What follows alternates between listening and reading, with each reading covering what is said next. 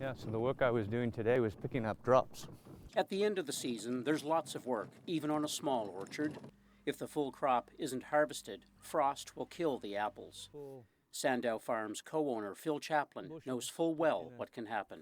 In the next week, with the cold temperatures, the apples will freeze and then they will not be any good, and will obviously either rot on the tree or fall to the ground, and then we would have to clean those up. So they really go to waste. It's a blast. I love picking apples. The weather is perfect for it. But on this day, Chaplin has lots of help. Almost 30 volunteers showed up at his U-Pick operation in Keswick Ridge. His main crop is Sandow apples, a newer and hardy variety that can tolerate colder temperatures. But as frost threatens the trees, all the fruit has to be picked. Gleaning is actually in the Bible, so it's an ancient term, and it means going in and taking whatever is left over and still making good use of it.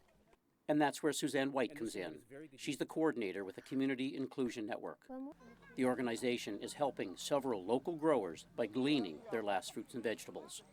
And what the volunteers pick is split 3 ways. And it's really been an important issue these days because people are talking about the food that gets wasted in our society. Billions of dollars of food just is left to rot. So this is one small way that we can salvage really good food. It gets directed both to the pickers, to the owners, and to folks who are looking for access to fresh, affordable food. Brittany McLean is with Fredericton Food Rescue. She's also lending a helping hand. She says food security is becoming more of a concern locally and nationally. Food security is a huge issue, and it's been growing over the years. I think we see more and more people going to the food bank, and it's really nice to give people another option that's hands-on to be able to feed their families, or to give people a way that they can donate to the food bank without purchasing food. Gay Lynch says the effort is a win-win for all, but wants to see more local produce in everyone's food basket. In New Brunswick, we have so much opportunity here with a lot of land and not a lot of people, and we're still importing 80 or 90% of our food. So we need to start supporting our own and being more self-sufficient. And I'm really happy to be involved with groups like this that are like-minded, and we're doing our little bit. Because we're a small operation, we obviously couldn't pay to have the fruit harvested, so this is a wonderful opportunity to have the last of the fruit go to a good cause, and so we're very pleased to be able to have them come. The organization and the volunteers are well aware of safe food practices. No crops will be delivered to food banks unless they're on time, fresh, and healthy. It's very important that we protect the quality of the food.